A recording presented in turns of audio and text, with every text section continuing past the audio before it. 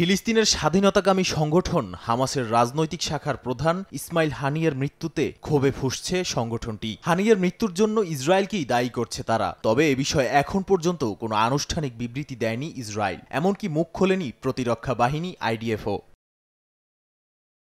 তবে নেতানিয়াহু প্রশাসন এই গুপ্ত হত্যার দায় না নিলেও মেতেছেন উল্লাসে। বুধবার কাতার ভিত্তিক সংবাদ মাধ্যম আল জাজিরা জানায়, ফিলিস্তিনের সাবেক এই প্রধানমন্ত্রীর হত্যাকাণ্ডের ঘটনায় উল্লাসে মেতেছেন ইসরায়েল সরকারের ঐতিহ্য মন্ত্রী আমিচাই ইলিয়াহু। হানিয়ার মৃত্যুতে স্বস্তি জানিয়ে তিনি বলেন, হামাস নেতারা এই হত্যাকাণ্ড বিশ্বকে কিছুটা হলেও ভালোর দিকে নিয়েছে।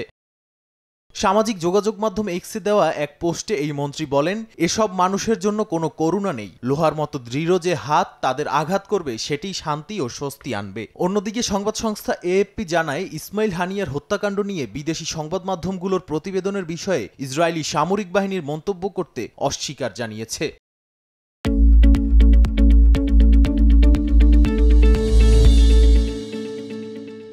এর আগে বুধবার সকালে হামাস জানায়, ইরানের তেহরানে নিজ বাসভবনে গুপ্ত হত্যার শিকার হন ইসমাইল হানিয়া। ইসলামিক বিপ্লবী গার্ড বাহিনী আইআরজিসি জানায়, হানিয়ার সঙ্গে তার একজন দেহরক্ষীও নিহত হয়েছেন। হামলার কারণ জানতে তদন্ত করা হচ্ছে এবং শিগগিরই তদন্তের ফলাফল ঘোষণার কথাও জানায় তারা। নাদিম মারজান, সময় সংবাদ।